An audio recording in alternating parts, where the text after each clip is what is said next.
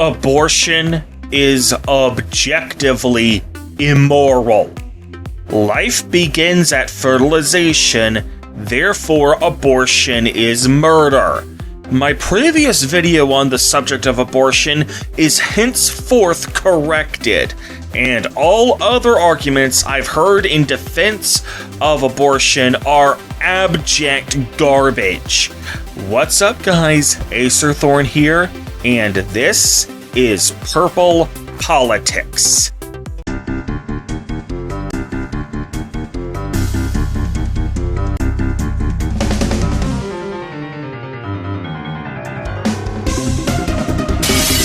On July 16th, 2023, I posted a video to this channel called "I'm not pro-choice or pro-life, but I oppose abortion."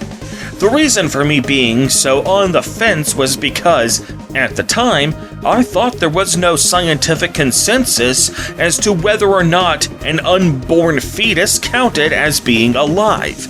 However, since posting that video, I have since learned of the meta-analysis from the National Library of Medicine titled "The Scientific Consensus on When a Human Life Begins." Gee, I love it when these titles alone tell us exactly what we're gonna find inside the article. Anyway, the abstract of that article, which isn't even paywalled for our convenience, states biologists from 1,058 academic institutions around the world assessed survey items on when a human's life begins, and overall, 96%, 5,337 out of 5,577, affirmed the fertilization view, aka the view that a new human life begins the moment the sperm fertilizes the egg to create the zygote. In light of this new information, I retract what I said previously. I am now definitively in the corner of being pro-life. For the record, I'm still going to leave my old video up, however, because every other opinion I gave in that video, including the need for women to take responsibility for their own sex lives, the double standard that men experience in this regard, and the fact that if we're going to have abortion, we should also have paper abortion because fair is fair, are all still intact.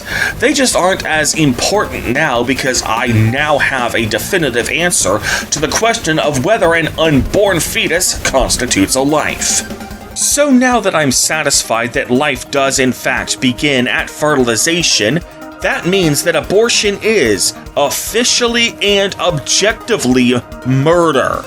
You know, I find it rather ironic and hypocritical that liberals are so quick to dismiss the 96% scientific consensus when it comes to the issue of abortion. But when it comes to things like climate change, where there is a 97% scientific consensus that human activity is the primary cause thereof, those same liberals roll their eyes at conservatives and ridicule conservatives for ignoring the science, while all too happy to ignore the science whenever it conveniently supports their narrative. You non-centrists are all the same. Centrists like myself are the only ones who look primarily at the facts without any partisan bias, since we have no party to be biased towards. Now, if any of you pro-choicers out there want to disagree with my arguments in this video, I am open to debating any of you on livestream. There will be certain rules in place to keep this debate from devolving into a cussing contest, where nobody watching at home can even follow the action, and also to ensure that the debate is at least somewhat productive, but I'm totally on board with hearing opposing viewpoints. If any of you are interested, check out the pinned comment and fill out the form that I link you to. But I should warn you, if you're going to debate me, I expect you to act in good faith as well. That means, with one exception, addressing every argument I make in this video, with the sole exception of the upcoming section. You either address 100% of the claims or kiss 100% of my ass. And no, it is not an exception if the arguments I make in this video are so absurd they are worth addressing. If I felt they were so absurd that they don't need to be rebutted, I wouldn't be including them in this video in the first place. So no, you either provide evidence in support of your position on the issue I'm about to discuss, or you can address and rebut each and every one of my other arguments in this video, no matter how ridiculous you think they are. And whichever path you choose to take, I also expect you to provide actual sources to back up your arguments. I don't want to hear any of that Google is free garbage. I just published a video on that topic thoroughly debunking the Google is free myth and thoroughly explaining how it's a total cop-out. I'm going to be providing my sources for this video in a Google Docs file, which I will provide a link to in the description. So I'm doing my research on the matter, but I will not do your research for you. So make sure you fact-check your arguments before you make them, and bring those sources with you when you apply to debate me. The one argument you could potentially address that, if successful, would negate the need to address any of the remaining arguments is the issue of pretext. Many liberals attempt to deflect the issue of abortion by claiming that it's not even really about protecting the lives of unborn babies, it's about controlling women. They frame their position as pro-choice because they see abortion as them simply exercising control over their own bodies, which in turn means that pro-lifers are infringing on their right to bodily autonomy.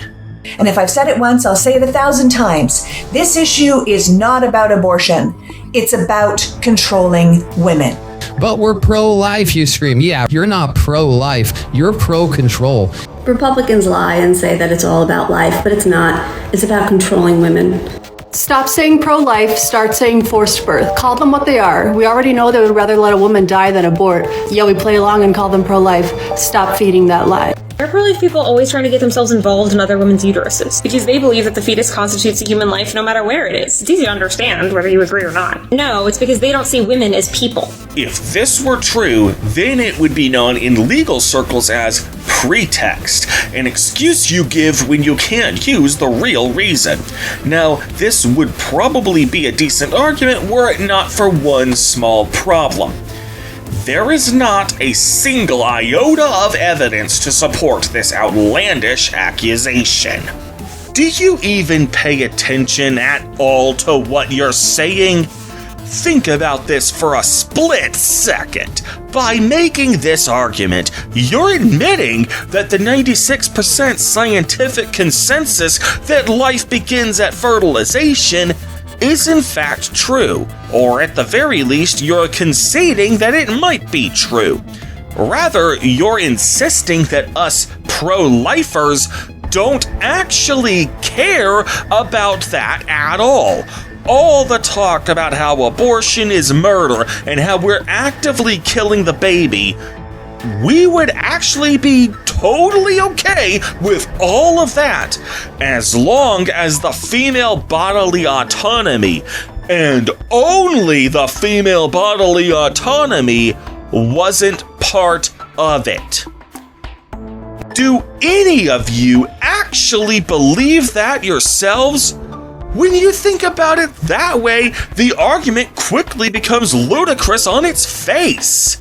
Now, if any of you have any actual, objective, empirical evidence of this pretext, by all means, let's hear it.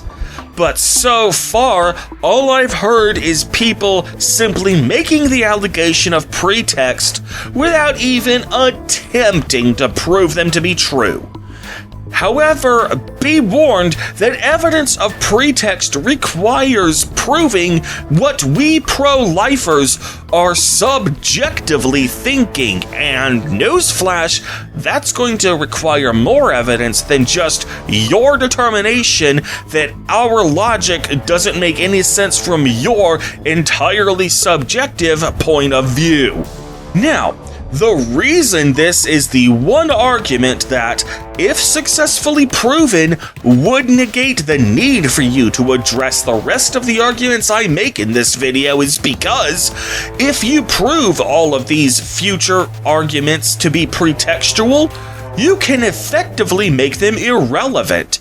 Take, for example, the New York case of Europe v. Equinox, a racial discrimination case in which Robin Europe successfully sued her former employer, Equinox Holdings, for racial discrimination. To combat these charges of racial discrimination, they claimed they fired her because she was late for her shifts, a total of 49 times. At first glance, this seems to be a legitimate reason to fire someone, doesn't it? However, Europe was able to prove that plenty of other white employees had tardiness records just as egregious or more so than she did, which meant that the tardiness was pretextual, which meant that it suddenly became irrelevant even if it were true. Let's give them the benefit of the doubt. What if she actually was late? It wouldn't actually matter. If you're a company and you have a tardiness policy and you only really enforce it against black employees and not white employees, it can still be discrimination.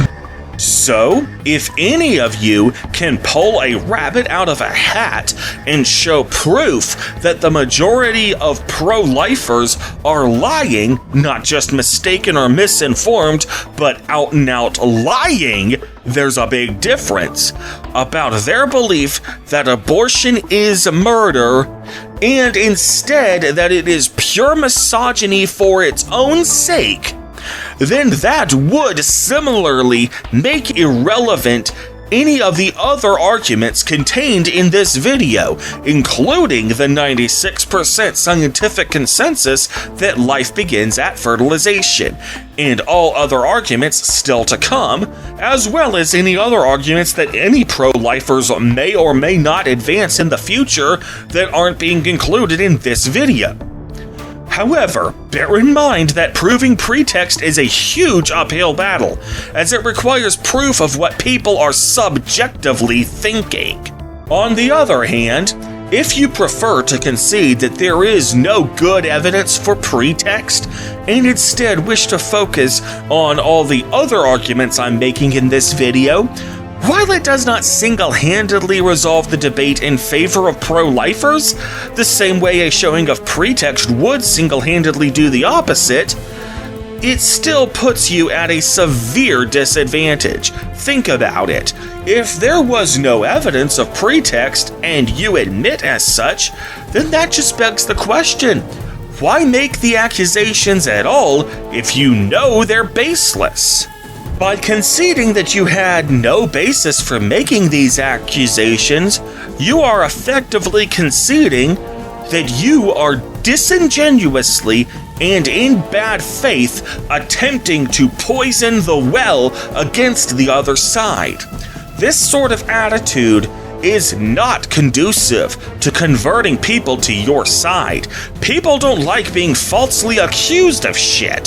So by admitting that you made this accusation against pro-lifers without any objectively reasonable basis for thinking that it's true, those people you're trying to persuade to your side are just going to double down on their positions. Even those who are on the fence about the issue of abortion are going to be harder to persuade. You just throw accusations around like ping pong balls without any regard to whether they're true or not, so why should anyone take you seriously? So if you want to accept that there's no proof of pretextual motive for being pro-life, you'll still have to address why people should continue to take you seriously despite, by your own admission, having no proof for anything you say. Make sure you address that when you comment. The closest I've ever heard anyone come to offering any tangible evidence of pretext is the argument that conservatives only seem to care about children's lives when they're unborn, but the minute the baby comes out, they offer no support at all for the newborn children. Not only that, but they're always trying to cut funding to public education and welfare designed to help the children grow into prosperous adults.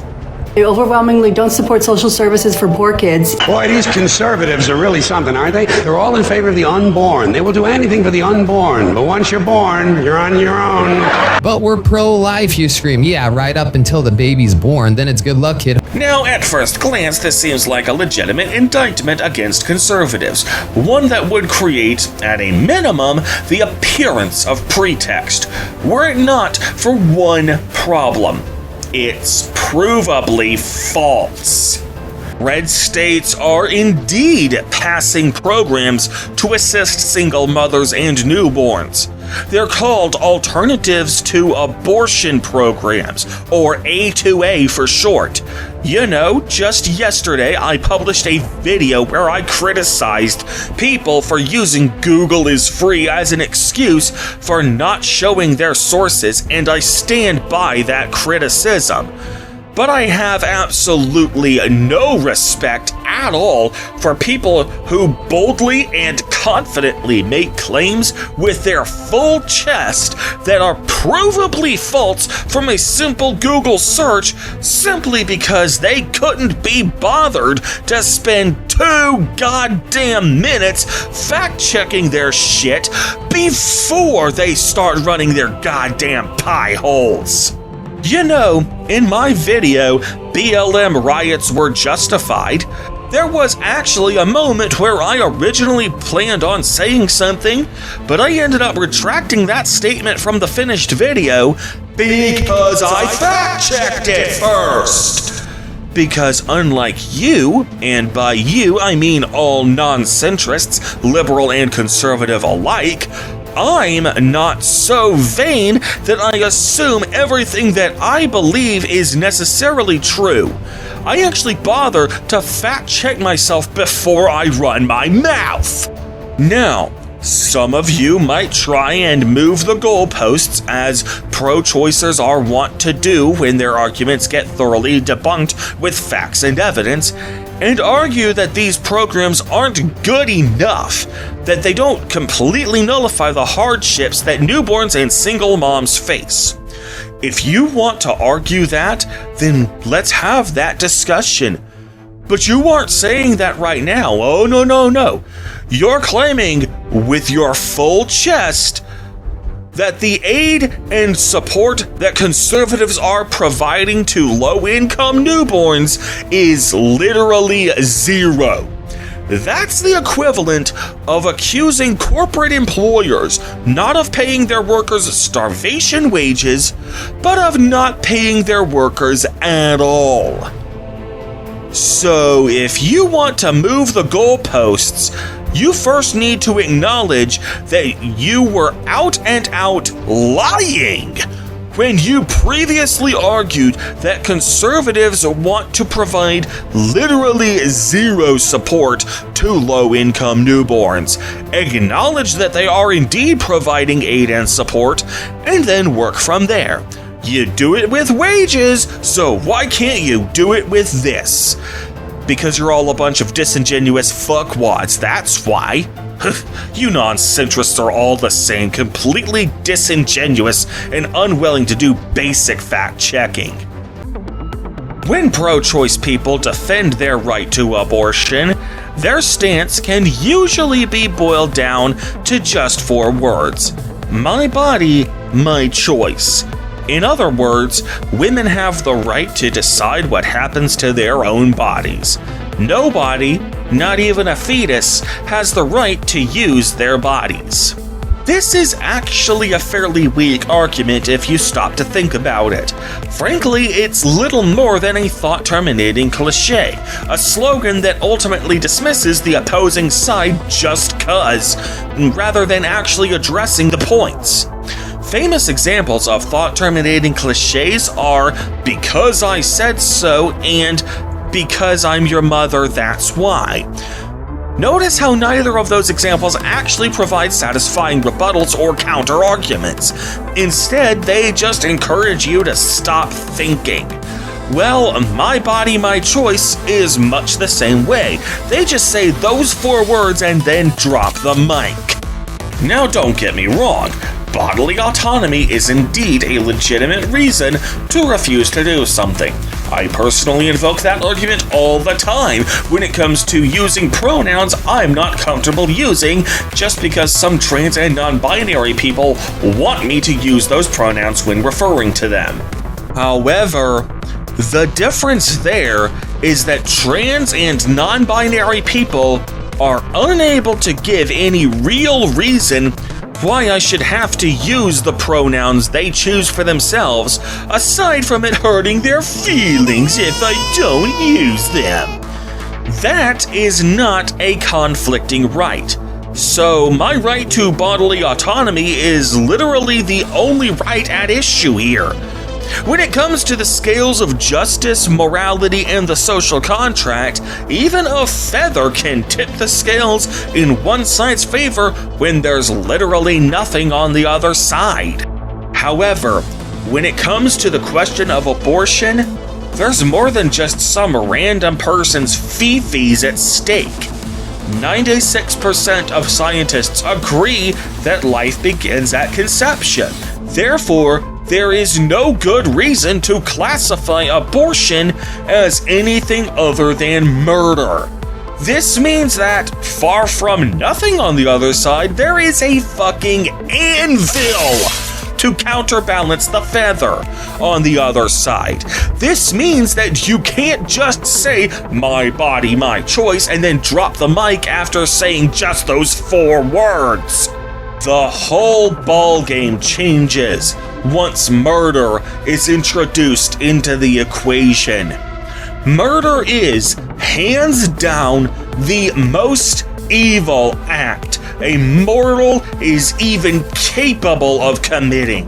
So unless you want to claim that your right to bodily autonomy is absolute, that is, that it cannot be infringed upon for literally any reason, no matter how dire, then you cannot justify killing someone else over it.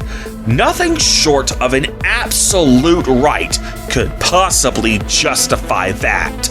And no, the hypothetical situations you people often like to throw down to explain how absurd it is to allow someone to use your body don't actually address the problem. These hypothetical situations differ in minor ways, but they usually take the following format. You're dying of something, like kidney failure or something else. You need an organ transplant or blood transfusion in order to survive. I am not personally at fault for giving you the disease, but you've just decided to pick me at random and conscript me to donate my body parts to save your life. As I alluded to a moment ago, the biggest difference there that makes it such an absurd comparison to abortion is that I'm not the one personally responsible for putting you in the condition in the first place where you need the transplant. That alone creates a world of difference between that and abortion. As I explained in the last video about abortion, and again, every point I make in that video, except for me being on the fence about when life begins, still remains.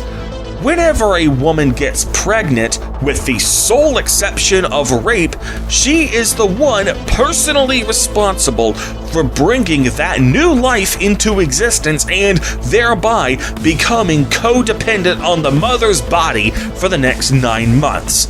Therefore, she has a duty to take responsibility for the consequences of her actions.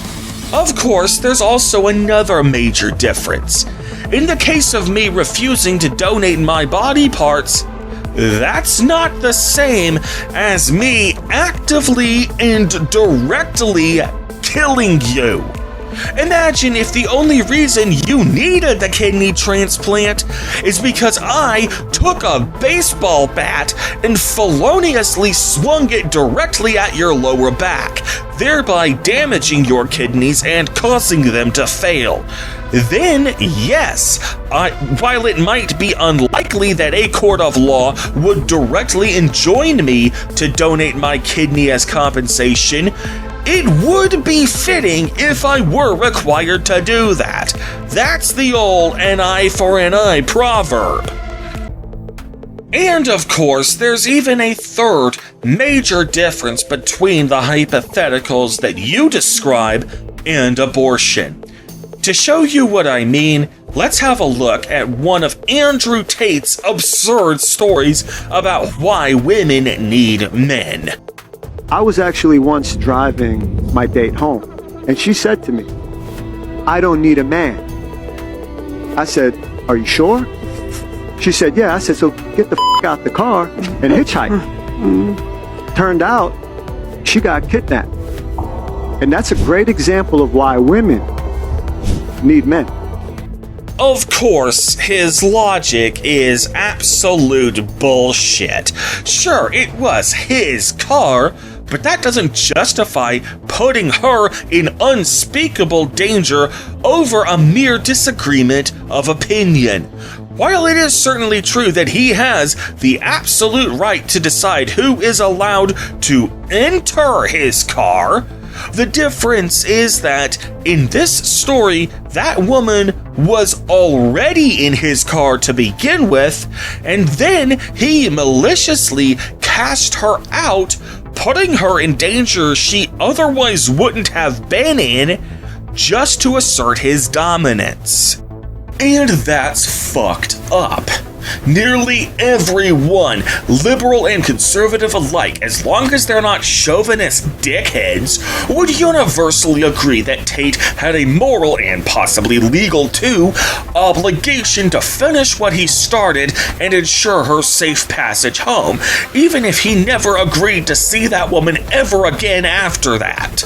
Another similar example can be found when someone on a plane is being unruly.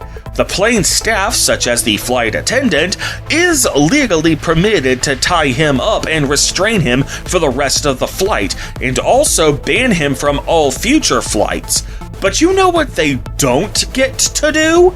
They don't get to just kick him off the plane mid-flight while the plane is at 30,000 feet. Because that would be fucking absurd. Now, applying these two scenarios to the concept of abortion, I certainly concede that you have the right to dictate what happens to your own body, subject to reasonable restrictions, of course. I do not consider that right to be absolute.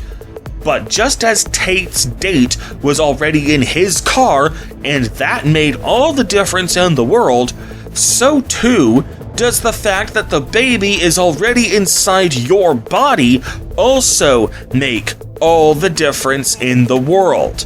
It's like I said earlier, take responsibility for your own actions. If you don't want to be pregnant, the best solution is to not get pregnant in the first place. Hell, even in the case where the intruder never had permission to enter the premises in the first place, we still need a greater justification for literally killing that intruder than just my body/property, my choice. Case in point, the short story, The Cold Equations by Tom Godwin. In that story, the girl never had permission to even be in the spaceship in the first place, and the story ended with her being jettisoned off into space to die. But even then, the pilot's reason for doing so was that if he didn't, 6 other people would die as well, so it was a trolley problem. It wasn't simply a case of my spaceship, my choice. If that was all it was, that pilot would have come off as completely heartless. No moral ambiguity whatsoever. Likewise, I absolutely accept that you have the right to dictate what happens to your own body, as long as it's just your body and absolutely no one else's. Haircuts, tattoos, hysterectomies, go ahead, be my guest. No one, not even Republicans, are trying to interfere with a woman's bodily autonomy, as long as it's just your body and absolutely no one else's. But in the case of abortion, it isn't just your body. I agree with your right to bodily autonomy by default, but I don't agree with the right to kill innocent people unless, like in the cold equations, there is genuinely a compelling reason for it. You advocating for abortion out of convenience, not when it's a result of rape or when the mother's life is in danger, sounds more akin to if a plane staff were allowed to kick someone off their plane at 30,000 feet and he hasn't even done anything wrong. Instead, they just arbitrarily decide, my property, my choice, and decide that this guy is annoying, so they don't want him on their property anymore. So they just kick him off the plane and make him fall to his death just cuz. Pirates used to do that. It was called walking the plank, and nowadays it is universally regarded as barbaric. And that's what abortion out of convenience is. Now, I know what all you pro-choicers are thinking right now. Oh, but I thought that's only a property. Those examples aren't exercising control over the other person's body. To that I say, yeah. Your point? Is the right to bodily autonomy a significantly more important right than the right to property? At least the right to property is actually codified in the Constitution in the 5th and 14th Amendments. There's no express mention of a right to bodily autonomy in the Constitution. Even Roe v. Wade, the landmark case which made abortion a federal constitutional right for nearly 50 years, based its decision on the right to privacy, not the right to bodily autonomy. For example, you know how whenever there's a disaster, the government and celebrities often get on TV and ask us to donate to the relief effort? Well, imagine if, instead of asking for voluntary donations, they instead conscripted me to visit my local blood bank and donate my blood whether I wanted to or not. Then imagine that the police came into my house and took my canned food against my will so they can give it to the relief effort. In one, my bodily autonomy has been infringed upon. In the other, my right to property has been infringed upon. I, personally, would feel equally violated in both scenarios. If we are to truly say that the right to bodily autonomy is any more important than the right to privacy, I would argue that it's such a close race that it can only be determined upon close inspection. It's similar to the scientific consensuses I mentioned earlier in the video, whereas the fact that life begins at conception commands a 96% scientific consensus, the fact that human activity is the primary cause of climate change commands a 97% scientific consensus. Technically, the latter has more consensus than the former, but you have to actually categorize the consensus into a percentage in order to notice that. It's not the sort of thing you notice in everyday discourse just by interacting with your typical number of daily scientists. More importantly, I highly doubt any of you pro-choicers were actively thinking anything of the sort back when you first watched the video for the first time. Were any of you actually thinking to yourself, 96% isn't enough that we can definitively make a call one way or another, but just add one more percentage point? That's when climate change deniers are just ignoring the science because it suits their narrative. Is there anyone out there who genuinely and unironically thinks that the threshold from a reasonable dispute to proven by overwhelming scientific consensus is legitimately at some decimal point in between 96 and 97? Along that same vein, if we are to truly accept that the right to bodily autonomy is any more important than the right to property, an assumption I'm still not personally convinced of, it would be such a close call that we would have to literally measure the constitutional importance of the two in order to tell a difference. Furthermore, even if you could prove that the right to bodily autonomy is significantly more important than the right to property, that still wouldn't be good enough on its own. Remember that abortion is a murder, and as I explained earlier, that means that nothing short of an absolute right can possibly supersede the fetus's right to not be murdered in cold blood.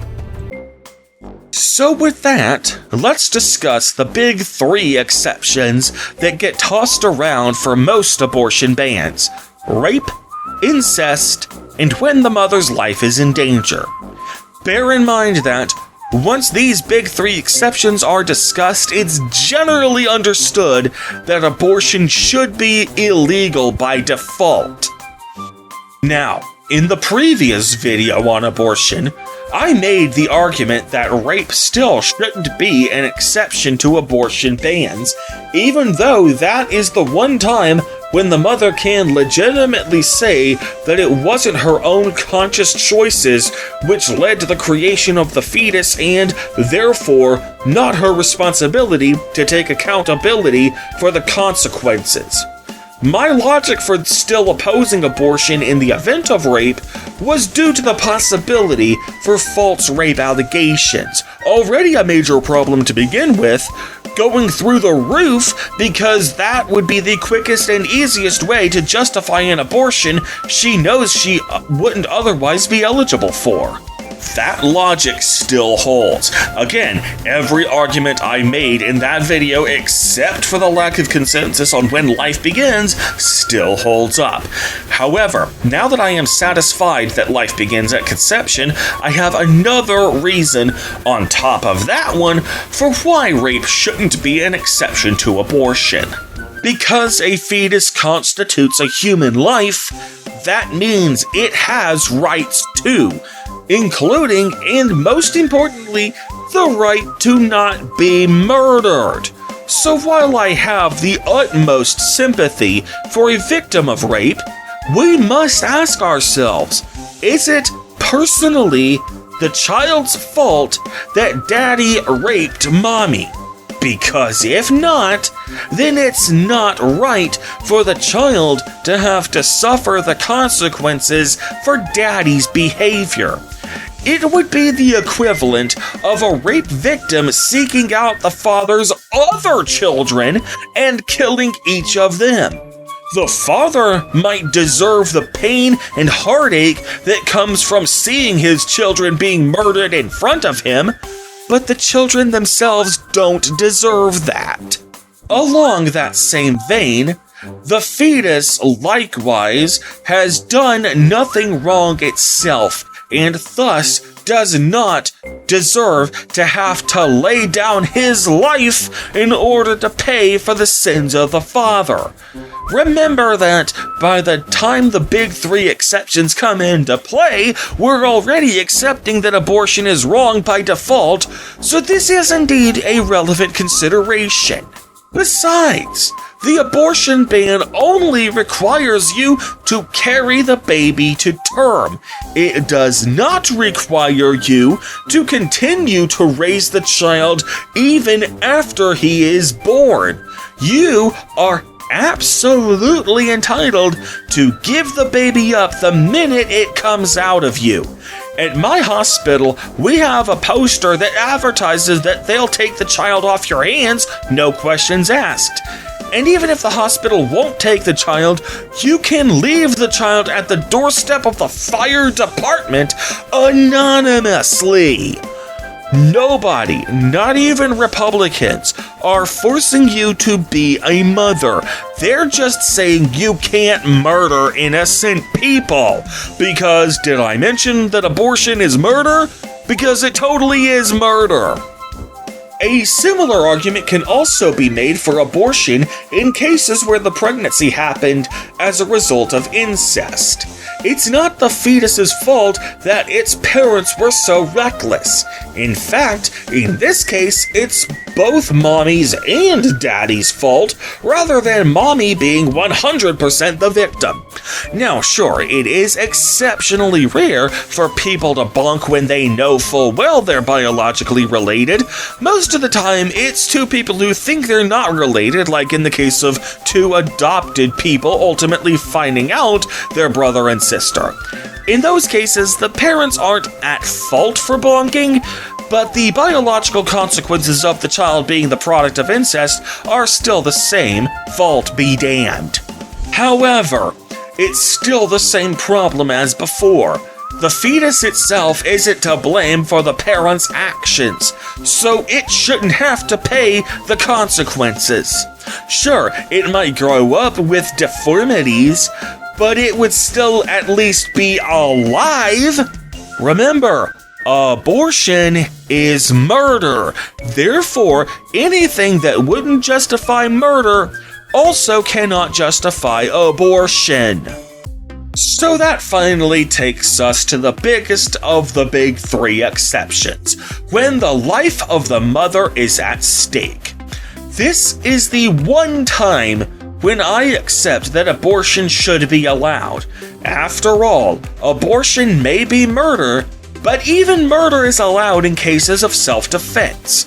Of course, in order for me to support the right to an abortion, it still has to be a case where, if the mother doesn't get an abortion, she has a very real chance of death. Not just postpartum depression, but actual death. While I do not support a bright line rule on this matter, I would argue that the chance of death has to be, at a minimum, equal to the chance of death in order to justify killing anyone else in self-defense. Consider the case of Kyle Rittenhouse. As we all know, he was put on trial for murdering 2 people and non-fatally shooting a third. He claimed self-defense and was acquitted. Now, a lot of people would argue that he shouldn't have gotten self-defense, since the odds that his life was in danger from those 3 protesters was slim at best. To say his acquittal was controversial would be an understatement. However, that's just it. And that's the reason I'm bringing this up in a video that's supposed to be about abortion. I say that to say this. If you want to get an abortion and claim that it was done to save your own life, you need more than a 1 in a million chance that you could die from the pregnancy. In 2021, the rate of deaths due to pregnancy-related complications was only 10.4 deaths per 100,000 pregnancies. Note that this is an updated study after a previous, more well-known study that revealed that 32.9 deaths per 100,000 live births was retracted by scientists who conducted that experiment. That amounts to a chance of death of literally 0.0104%. It's funny how liberals, those most likely to support the right to abortion, disproportionately scoff at police officers like Philip Brailsford and Jamino Yanez killing their victims, Daniel Shaver and Philandro Castile, respectively, just over the 1 in a million chance that these individuals might have attempted to shoot at them. Yet when it comes to abortion, which, just to remind you, is also fucking murder, the same as police brutality, you guys seem to think that literally any chance of death is enough to justify killing in self-defense. And to put it mildly, I quite honestly don't see the logic here. As of the time of this writing, there is no state in the USA where abortion is still illegal, even in the event that the mother's life is in danger. That being said, there are still reports that crop up from time to time of women who die from pregnancy-related complications when an abortion would have saved their lives, but the doctors refused to perform the abortion because they were afraid of being prosecuted criminally. Now, I cannot stress this enough. I have nothing but empathy for these women who tragically lost their lives due to absolutely preventable medical negligence. I do not want to minimize that in the slightest. That said, I still do not believe the correct solution is to re-legalize elective abortions. Because again, in case I haven't made this clear by now, abortion is murder. Murder.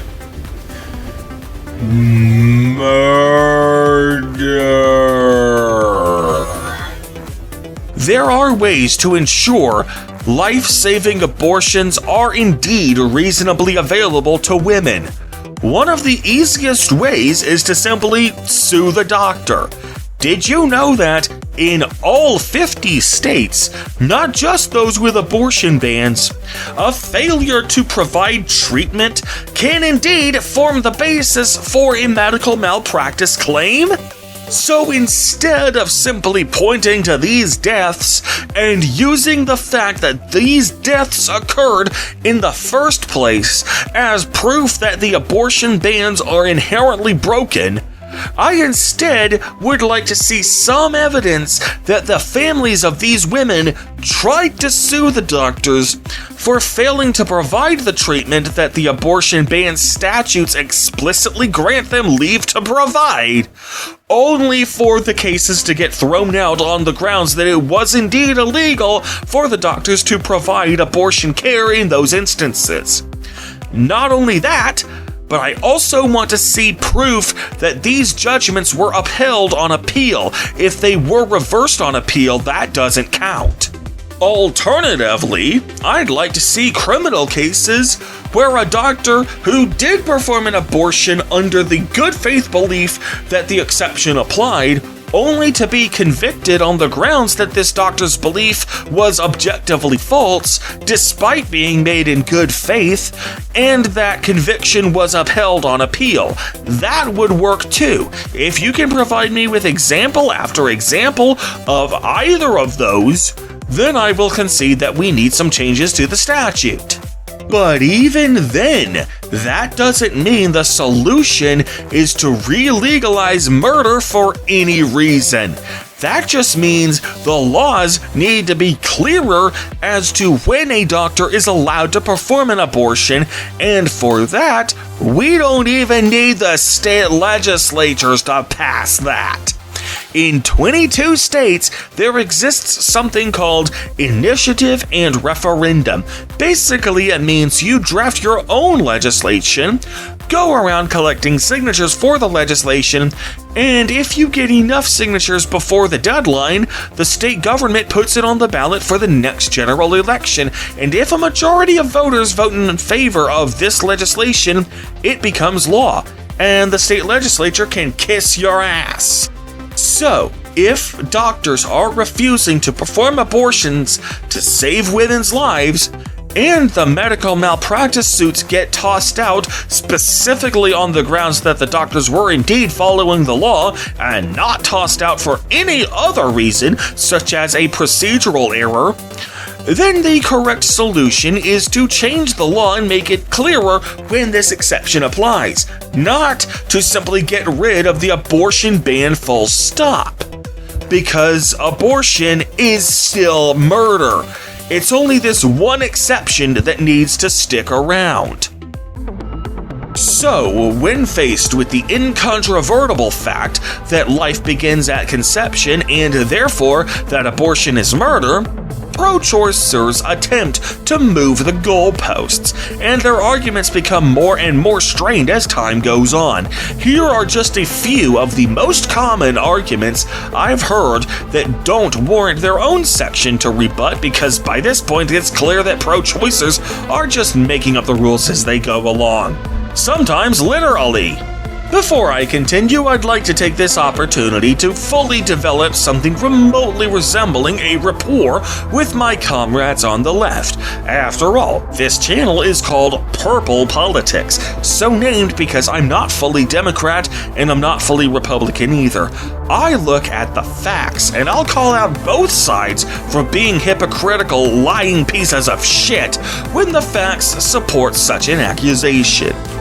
To that end, before I discuss the numerous instances of pro-choicers moving the goalposts, I'd like to take this opportunity to showcase my objectivity by pointing out an argument that pro-lifers often make that I find to be rather weak. The argument that abortion is wrong not because it's murder per se, but because the baby who you're killing could, theoretically, grow up to find the cure for cancer or some other great work of good is, to put it mildly, a fucking weak sauce argument for being pro-life.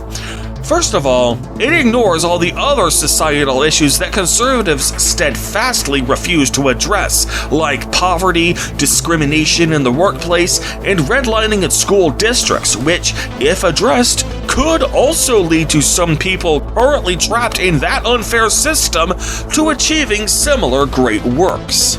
But even barring that, the fact that the search for a cure for cancer or other similar holy grails of medicine have so far ended in nothing but dead ends and roadblocks does not exactly bode well for the chances that random fetus number 8,637,524 is the one that's finally going to crack the code is about as much wishful thinking as advocating for blowing all your disposable income on lottery tickets because of the possibility that this next one will be the one to actually win the big prize. Not only that, but we already have something that isn't quite the cure for cancer, but is still pretty damn good, and unlike the cure for cancer, it's not the least bit theoretical or experimental, but is in fact an active use in multiple countries all over the world. Embryonic stem cell care, which is, at the very least, abortion adjacent, hence why President Bush in the 2000s vetoed the American bill to fund research into it.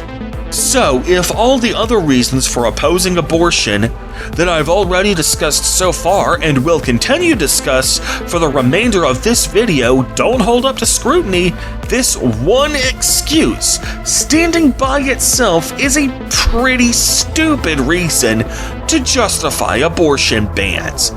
Why should we hold off on abortion just on the 1 in a million chance that this one fetus will be the one to do it, when we already have a similarly miraculous healthcare technology that's already on the table to begin with? So, to all the pro-choicers out there, are you happy that I finally sided with you on something? Well, treasure this moment. Enjoy it while it lasts. Because I'm moving on from here. By far, the most common argument I hear people throw down is no uterus, no opinion. Frankly, I consider this to be just as much of a thought-terminating cliche as my body, my choice, except it takes even less time to dismiss as patently absurd. In fact, this one is even more of a nakedly transparent attempt to dismiss someone else's arguments and points without having to address them, by arguing that because of X arbitrary factor, they shouldn't be allowed to weigh in on the discussion in any capacity, no matter how valid or how supported by evidence those points may be.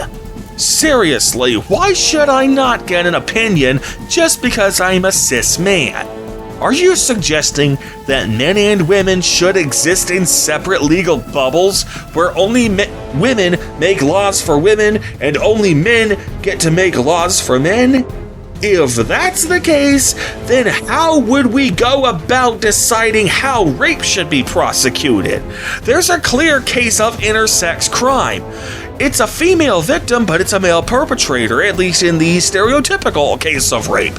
So which gender gets to pass laws in that case? Yeah, never thought about that, did you fucking cunts? Now, don't get me wrong. Devoid of context, the idea sounds legitimate in theory. People shouldn't pass laws over matters they don't fully understand. However, by that logic, does that mean that we, the common folk, should not be allowed to advocate for taxing the super rich, or even so much as reforming the health insurance industry in our favor? Simply because no business experience, no opinion. That's how it works, right? Are you starting to see the problem with this logic? Once you open those floodgates, there's no going back. And that transitions me nicely into the next instance of moving the goalposts. That women should have the right to choose an abortion, and we shouldn't get to judge that woman for her choices because we don't know her full story, so we have no right to judge. Now, it's ironic that pro-choicers, who are disproportionately liberal and therefore disproportionately atheist or agnostic, tend to take this stance when it's convenient for their narrative, because that's precisely what Jesus tells Christians to avoid. You know, Christianity, the religion you scoff at for allegedly causing widespread harm to society.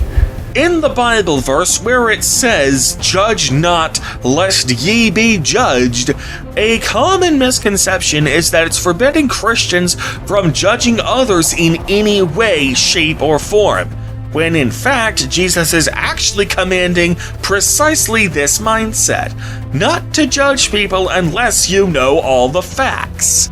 I mean, how can I criticize a serial killer when I myself stole a candy bar from Walmart when I was 5 years old? But to the rest of the world, they're like, no, those two crimes are not equivalent. Jesus never said judge not, period. He said judge not, comma, so you don't get judged by the same criteria that you judge others. Jesus was fed up with people making judgments when they were not qualified to do so. You were mean to Samantha for wearing inappropriate clothes when you had absolutely no idea what was going on. Because she was only wearing those clothes because her dad lost his job and all they could afford were hand-me-downs. And then you were yelling at Bill for beating his wife when you had absolutely no idea what was going on. Because the truth is, Bill never hit his wife. She just said he did to get the alimony. So keep that in mind whenever you espouse values that you consider to be religiously neutral, but which actually have their origins in Christianity, and which only appear to be religiously neutral in 21st century America because Christian teachings have permeated nearly every aspect of our daily life. Anyway, this argument quickly becomes ludicrous on its face when you think about it for more than 2 seconds. After all, pro-choicers aren't applying this logic to advocate for vigilante lynch mobs to be empowered to kill anyone who gets an abortion. They're using this logic to advocate for abortion being made legal. In other words, not even the courts should have the right to judge a woman for killing her baby. That is not what Jesus advocated for.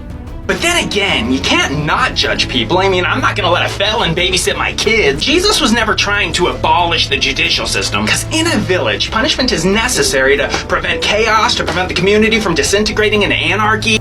This argument quickly devolves into complete and utter absurdity once you try to apply it to literally any other aspect of life except for abortion. I mean, if we can't criminalize abortion because we have no way of knowing 100% of every single solitary minute detail surrounding the abortion, then what's to stop us from applying that logic to literally any other crime?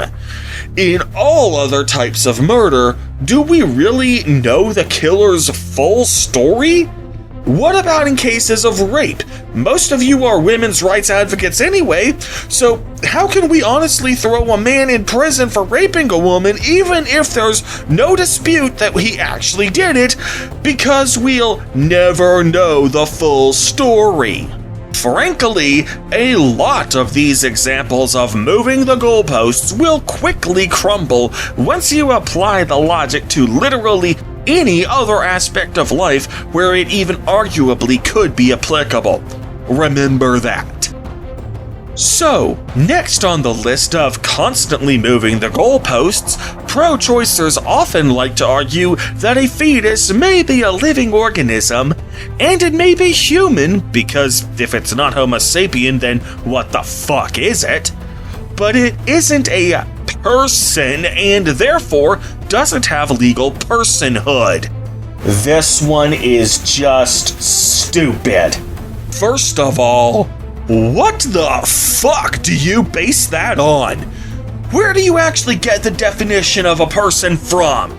Remember earlier when I said that you people are making up the rules as you go along, and I added at the end, sometimes literally? Well, here you are literally making up the rules as you go along. Because at no point do any of you cite to any source or authority setting forth what constitutes a person. The closest anyone ever gets to offering a definition is when they just come up with some completely random, arbitrary conditions that they most likely just pulled out of their ass at a minute's notice, like this one. Putting a baby in a freezer would kill it, but freezing embryos keeps them alive. That's why an embryo isn't a baby. Hope that helps if you're very stupid.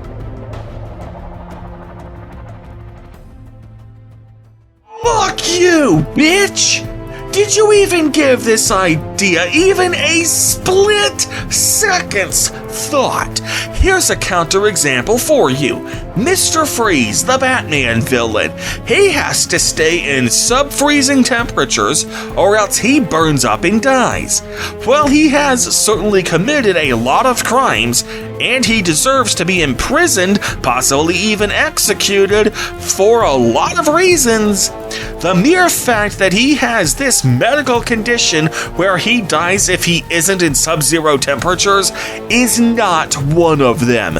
Nobody would even try to argue that this man doesn't have the right to not be indiscriminately murdered simply because his condition strips him of all of his human rights, including the right to life.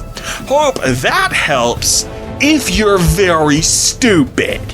Furthermore, this exact argument has been raised before, and you can probably all guess how well that went for the side raising it. Specifically, I'm referring to the movement to abolish slavery. Advocates for keeping slavery intact would often argue that slaves weren't fully human, so the cruelty of slavery didn't matter. You can probably guess how well that went over with the abolitionist crowd. And even if they're not people, on what logic do you base the argument that they inherently have less rights because they're not people? Newsflash, the UN doesn't have the Universal Declaration of People's Rights. They have the Universal Declaration of Human Rights. So no, to put it mildly, I am not impressed by your arbitrary argument that a fetus isn't a person simply because you say it isn't, or the implied argument that a fetus has less rights than a post-born human simply by dint of it not being a person. Kiss my ass. The next argument that pro-choicers like to throw against the wall in a desperate attempt to find something that sticks is, if you don't believe in abortion, you can just not get an abortion. That's your choice just as much as it is mine. This is almost just as stupid as the argument that fetuses aren't people. I say almost because the former argument openly concedes that life begins at conception, but then frivolously attempts to dehumanize fetuses in the same way that white supremacists seek to dehumanize black people and the same way that misogynists seek to dehumanize women. At least with this argument, it can potentially hold at least a drop of water if you bury your head in the sand in regards to the scientific consensus. That said, it's still a patently frivolous argument if you actually stop to think about it objectively. Remember earlier when I said that a lot of these movings of the goalpost quickly fall apart when you apply this logic to nearly any other aspect of life? Well, in this case, I already pointed out the hypocrisy of this argument in a short. Here, have a listen. Liberals, when presented with moral arguments from the right, typically be like, here's a thought for conservatives. If you don't want an abortion, don't get an abortion. If you don't want a gay marriage, don't get gay married. Meanwhile, conservatives, when faced with moral arguments from the left, typically be like, if a conservative doesn't like a gun, they just don't buy it.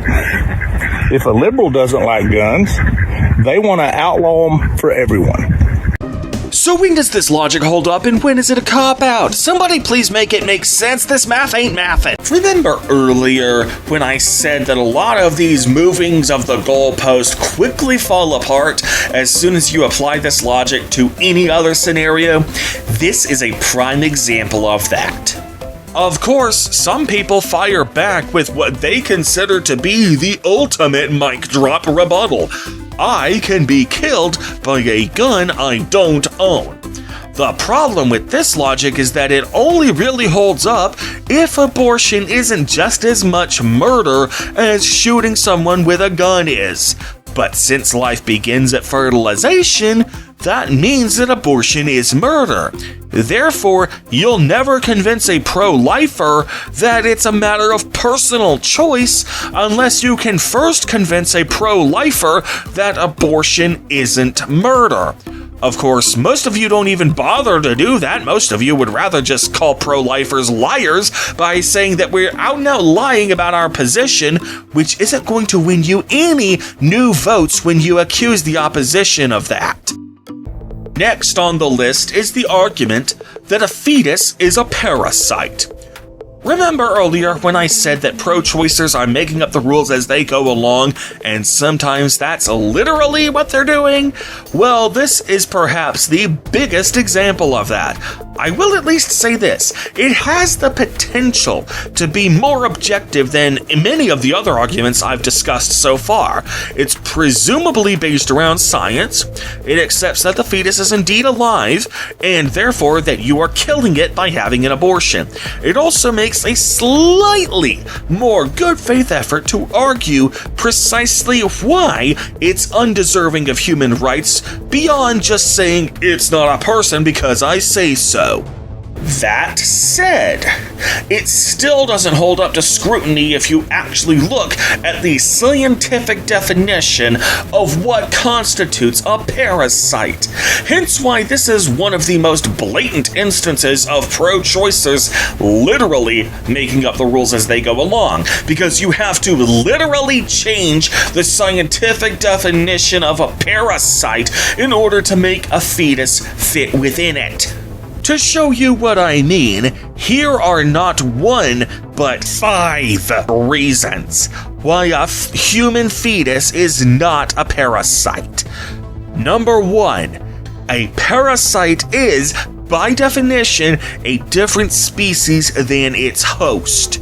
Number 2, you don't have specific organs whose only purpose is to house a parasite, whereas human females have the uterus and also the placenta. Number 3, if it's a parasite, that means the mother's body failed at fighting it off.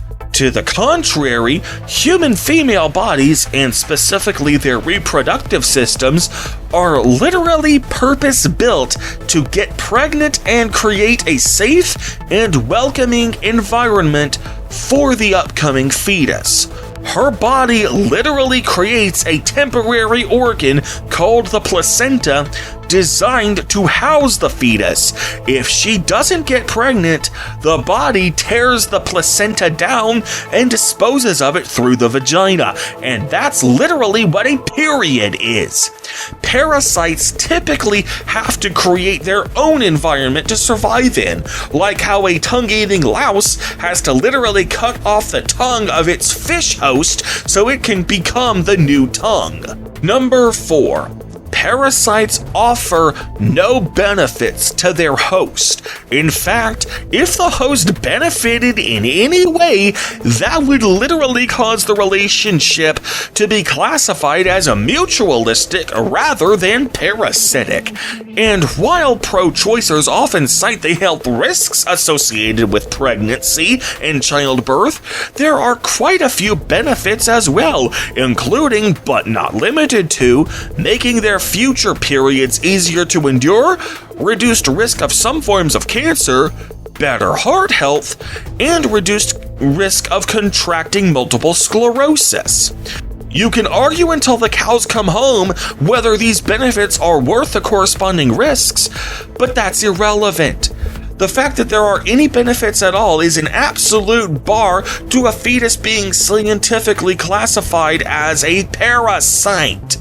And number 5, admittedly the most subjective of them all, is if a woman has a miscarriage, we should be congratulating her, because it means she's no longer infected with this parasite. That is a horrible thing to say. So no, a fetus is not a parasite. Just because it has a handful of superficial qualities in common with a parasite doesn't mean it scientifically qualifies as one.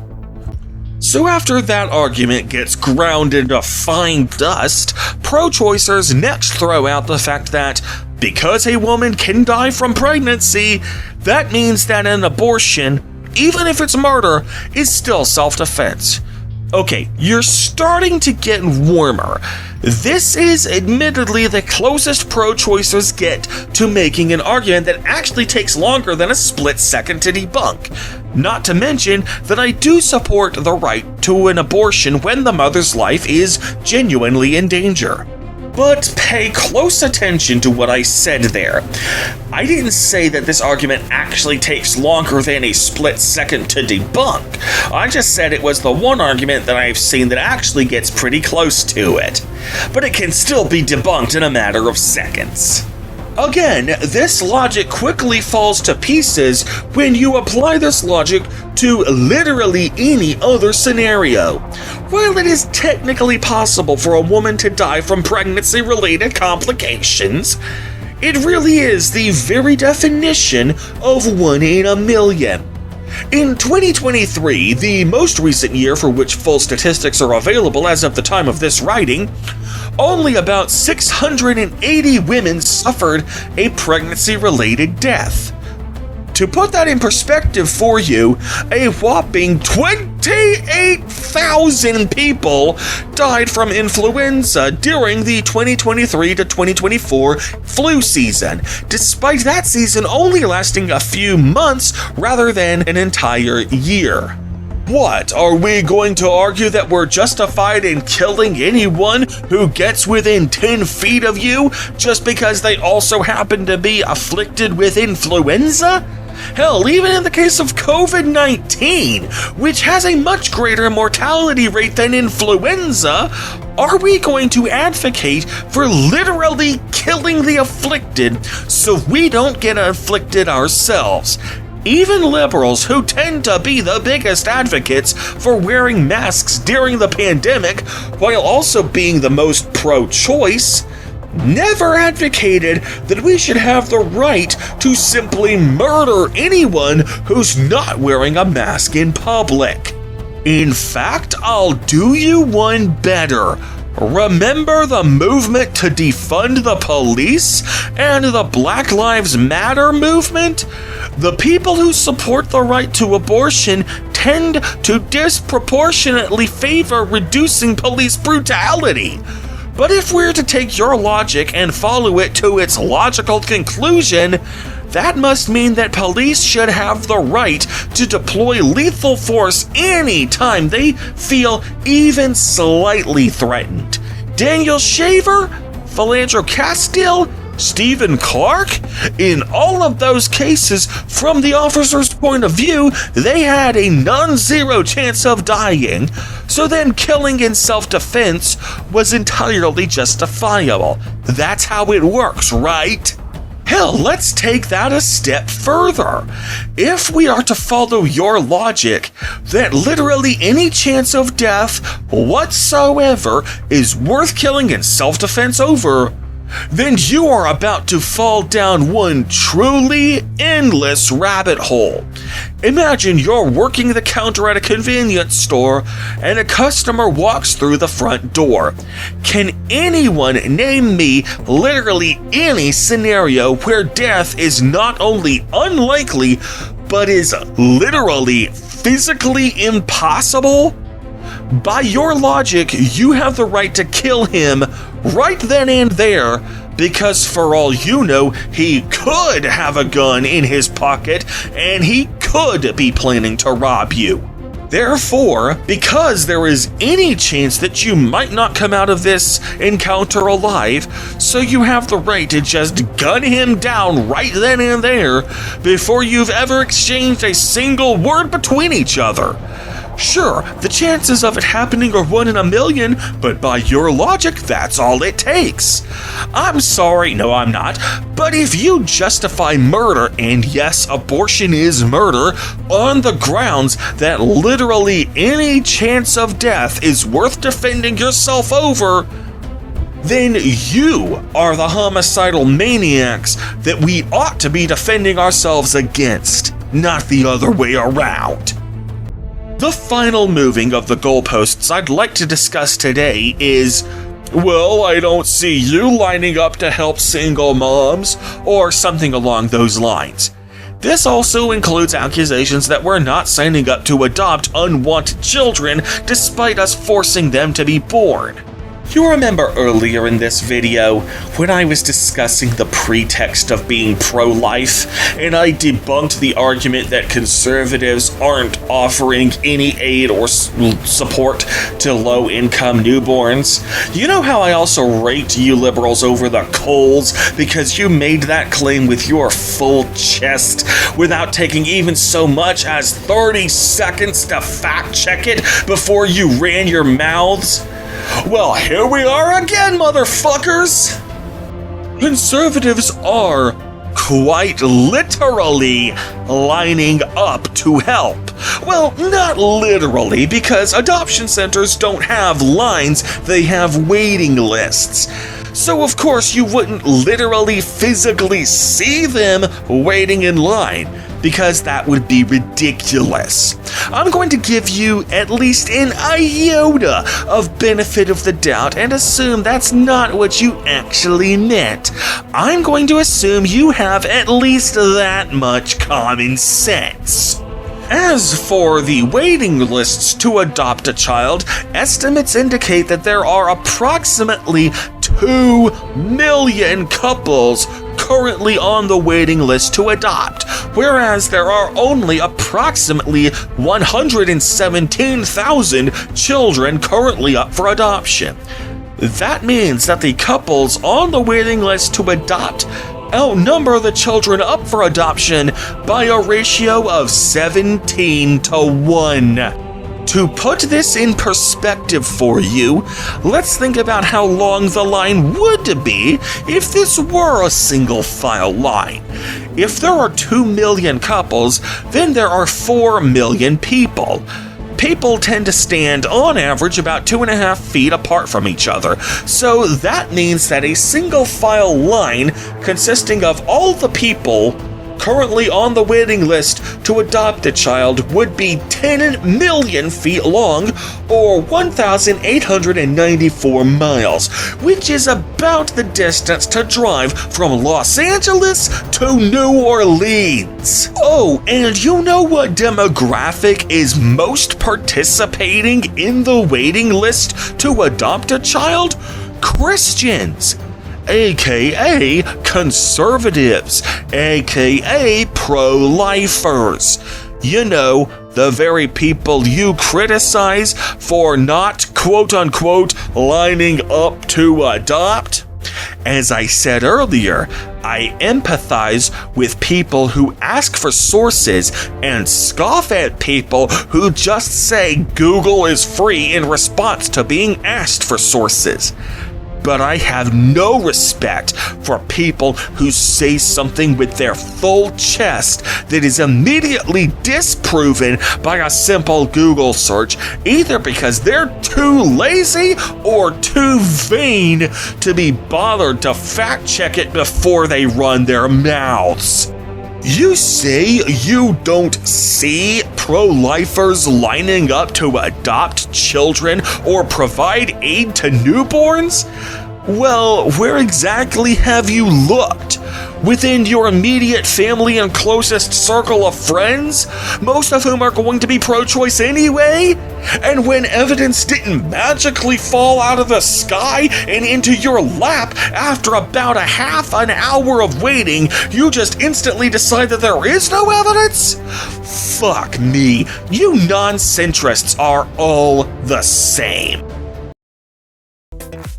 So to wrap this video up, there is quite simply no good reason to justify abortion except when the mother's life is in danger. And I mean actually a realistic chance of death, not just the 1 in a million chance that would never in a million years justify self-defense in any other scenario. Life begins at fertilization. That is a fact that commands a very high level of scientific consensus. Liberals frequently accuse conservatives of ignoring the science when confronted with similar level of scientific consensus, yet when they ignore the science, liberals say it with their full chest. Once it's established that a fetus is a human life, then it is murder for you to take that life. Period. Full stop. No ifs, ands, or buts. Rape is not an exception because it's not the baby's fault that you got raped. Nor is incest an exception because letting the child live with the deformities that come with that is the lesser of two evils compared to outright killing the baby. From there, pro-choicers routinely move the goalposts in an attempt to justify their narrative. But the majority of these arguments fall apart upon only a little scrutiny. Either they're a cop-out in their own right, like in the case of No Uterus No Opinion, they quickly become ludicrous on their face when you apply the logic to literally any other part of life, they're ridiculously unscientific, or all of the above. Put simply, there is no good reason for abortion. Period. So that is my updated take on abortion. If you disagree with me, my offer to debate you on live stream still stands. Not to mention, you are free to post in the comments of this video. In the meantime, however, I am Acer Thorn, and this has been Purple Politics.